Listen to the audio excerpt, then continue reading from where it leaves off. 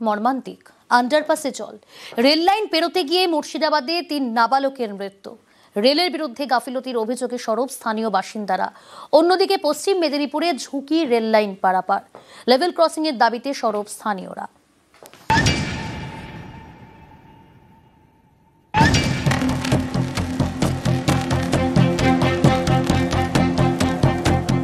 Underpass আছে, কিন্তু সেটা ব্যবহার করা যায় না, কারণ প্রায়ই আন্ডারপাসে জল জমে থাকে।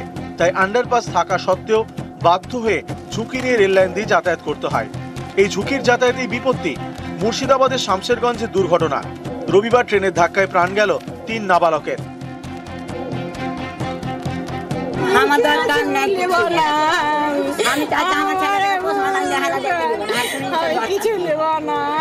দুটো গাড়ি ক্রসিং হচ্ছিল এবং এখানে 4টা বাচ্চা ছেলে আতঙ্কে ওরা এদিকে যাবে কি ওদিকে যাবে, এটা কিন্তু ওরা কুল কিনারা করতে পারেনি। আসল সমস্যা হচ্ছে এখানকার যেটা আমাদের যে ক্যালভেট, সেই ক্যালভেটে এখন প্রায় 6 ফুট থেকে 7 ফুট জল।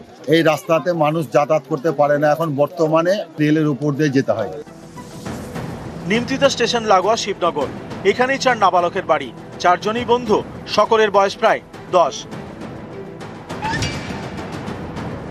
শুক্রবার দুপুর 1টা নাগাদ তারা একসঙ্গে ঘুরতে বেরোয়। নিমতিতা স্টেশনের কাছে আন্ডারপাসে জল।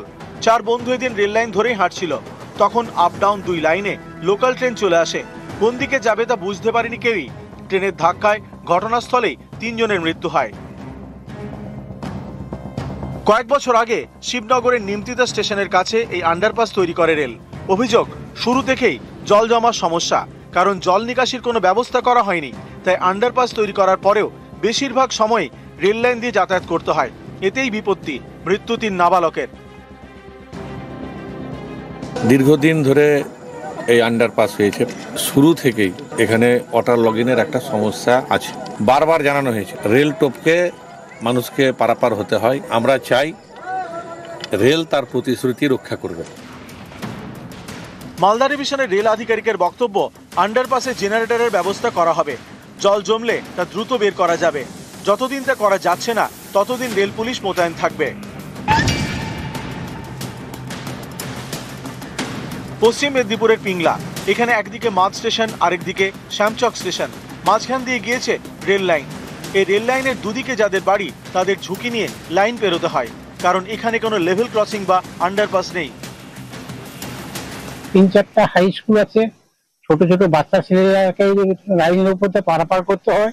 বিপজ্জনক জায়গায় এখানটা রুগী এখানে নিয়ে আসার পর এখানে পাশে নাম করে দেওয়া হলো, আবার এই পাশে গাড়ি, নতুন গাড়ি করা হলো, এবার এই পাশে গাড়ি থেকে আবার দিকে লেভেল ক্রসিং এর দাবিতে খড়গপুর ডিভিশনে চিঠিও দেওয়া হয়েছে। অনেকদিন ধরে দাবি তুলেছি, অনেকবার আন্দোলন করেছি আমরা রেল গেটের জন্য। আমরা তো ডিআরএম এর সঙ্গেও দেখা করেছিলাম, যে তাদেরকে দরখাস্তও করেছিলাম। আমরা এলাকার মানুষদের গণস্বাক্ষর করে জমাও দিয়েছিলাম। এসে আমাদের আশ্বস্ত করে না আমরা প্রসেসিং করছি। মুর্শিদাবাদ থেকে প্রণব মুখোপাধ্যায় ও পশ্চিম মেদিনীপুর থেকে দিগ্বিজয় মাহালি, নিউজ 18 বাংলা। দমদমে নাবালিকাকে গণধর্ষণের অভিযোগ। গণধর্ষণের অভিযোগে গ্রেফতার করা হয়েছে 3 জনকে। 7ম শ্রেণীর ছাত্রীকে গণধর্ষণের অভিযোগ। স্কুলের পড়ুয়াকে বাড়িতে ডেকে গণধর্ষণ। 5 দিন আগে টোটো চালকের সঙ্গে পরিচয়। ফোনে নাবালিকাকে ডাকে টোটো চালক। ভাড়া বাড়িতে নিয়ে গিয়ে গণধর্ষণের অভিযোগ। নাবালিকার অভিযোগের ভিত্তিতেই গ্রেফতার 3। নাবালিকাকে গণধর্ষণের অভিযোগে বিক্ষোভ। দমদমে নাবালিকাকে গণধর্ষণের অভিযোগ প্রতিবাদে যশোর রোডে অবরোধ, বিক্ষোভ বিজেপি।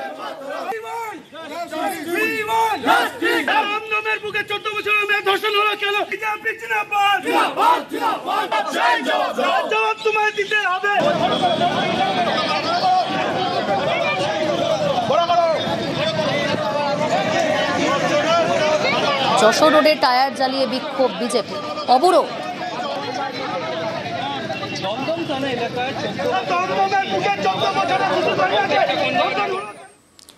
শহরে রহস্য উধাও। বেঙ্গালুরু থেকে এসে কলকাতায় নিখোঁজ। বেঙ্গালুরু থেকে চিকিৎসা করাতে আসেন যুগল। রাজারহাটে গেস্ট হাউসে ওঠেন 2 জন। ব্যাংকে টাকা তুলতে গিয়ে নিখোঁজ মহিলার হবু স্বামী।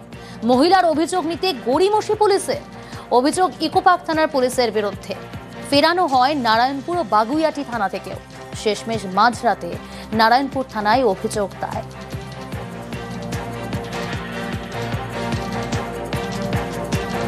ফার্স্ট আমরা ইকোপার্ক থানায় যাই, তো ওখানে গিয়ে বললো যে তোমার জুরিসডিকশন কি বা কিছু, উনি দেখিয়ে বললেন নারায়ণপুর। তো আমি নারায়ণপুরে গেলাম, ওনারা সব কথাবার্তা বললেন, সব জানলেন। জেনে উনি বললেন যেহেতু উনি উবার করে SBI তে নেমেছে অ্যান্ড এক্স্যাক্টলি ওই SBI-টা বাগুইহাটির আন্ডারে পড়ে। আমি বাগুইহাটি থানা গেলাম, উনি ফার্স্টেই আমাকে বলেন যে তুমি কি করে জানলে যে উনি SBI গেছে। দেন আমি আবার ব্যাক করলাম নারায়ণপুর থানায়, ওয়েট করার পর 12টা সামথিং ওরা জিডি নিলেন, তখন অলরেডি 2 তারিখ হয়ে গেছে।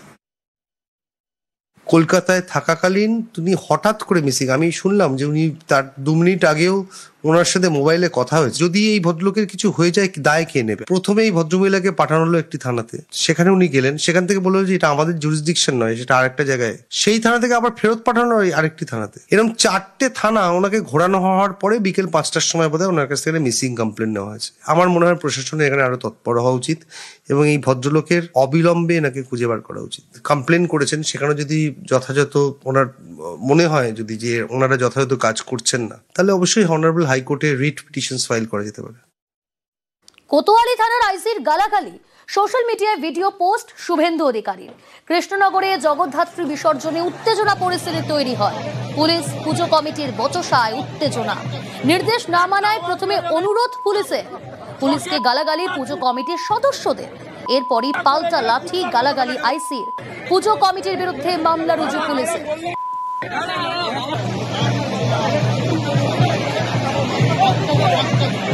একটা আওয়াজ বেরোলে করে এখানে কুত্তার মতো ফেলে গেল।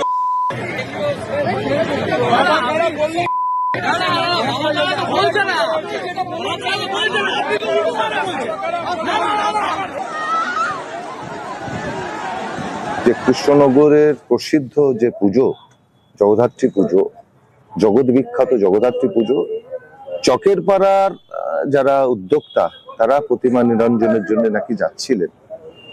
সেখানে আমরা দেখতে পারলাম কৃষ্ণনগর কোতোয়ালি থানার যিনি ভারপ্রাপ্ত ইনচার্জ আছেন অর্থাৎ আইসি কোতোয়ালি, তিনি অকথ্য ভাষায় তাদেরকে গালাগালি করেন।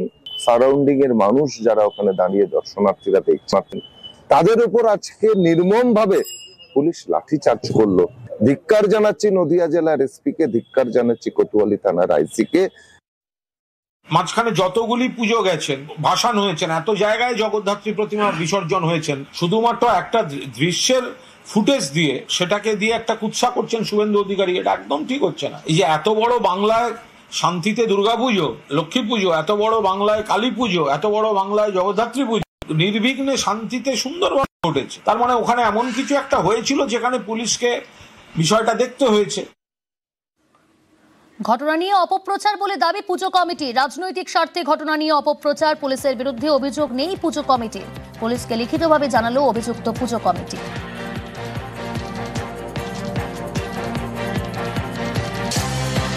অন্যদিকে ঘটনা নিয়ে বিভ্রান্তি ছড়ানো হচ্ছে, পরিস্থিতি নিয়ন্ত্রণেই পদক্ষেপ করে পুলিশ।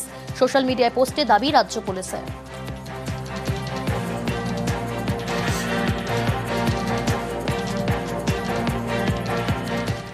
আসছি পরের খবরে। সোনার দোকানের মালিকের থেকে 40 লক্ষ টাকা তোলা দাবি, সেই টাকা দিতে না চাওয়ায় ব্যবসায়ীকে খুনের হুমকি। কথোপকথনে সেই অডিও ভাইরাল। চাঞ্চল্যকর অভিযোগ তৃণমূল নেতা তথা উত্তর 24 পরগনা জেলা পরিষদের কর্মাধ্যক্ষর বিরুদ্ধে। হুমকি দেওয়ার অভিযোগ তিনি মানতে নারাজ।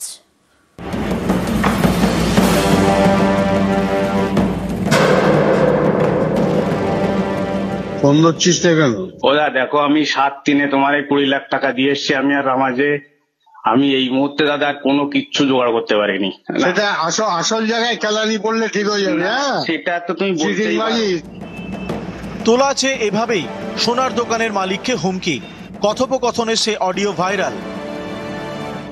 বুঝে নেবো, জোগাড় করতে হবে, নকশা আমি ছুটিয়ে দেবো, ব্যবস্থা করে দেবো আমি, তুই রাখ।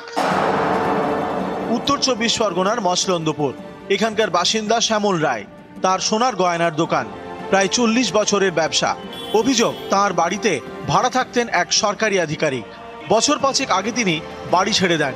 সম্প্রতি সেই সরকারি আধিকারিক দাবি করেন শ্যামল রায়ের বাড়িতে ভাড়া থাকার সময় তার আলমারি থেকে নাকি ৮০ লক্ষ টাকা চুরি হয়েছে। এই নিয়ে তিনি জানান উত্তর ২৪ পরগনা জেলা পরিষদের স্বাস্থ্য কর্মাধ্যক্ষ অজিত সাহাকে। অভিযোগ এরপরেই তোলাবাজি শুরু।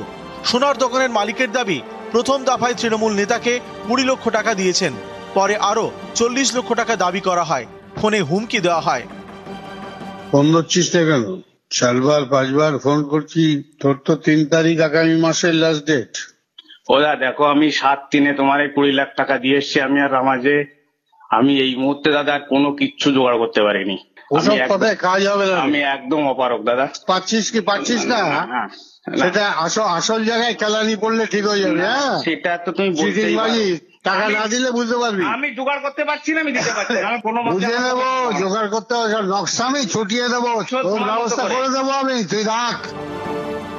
সোনার দোকানের মালিকের দাবি তাকে খুনের হুমকি দেওয়া হয়েছে।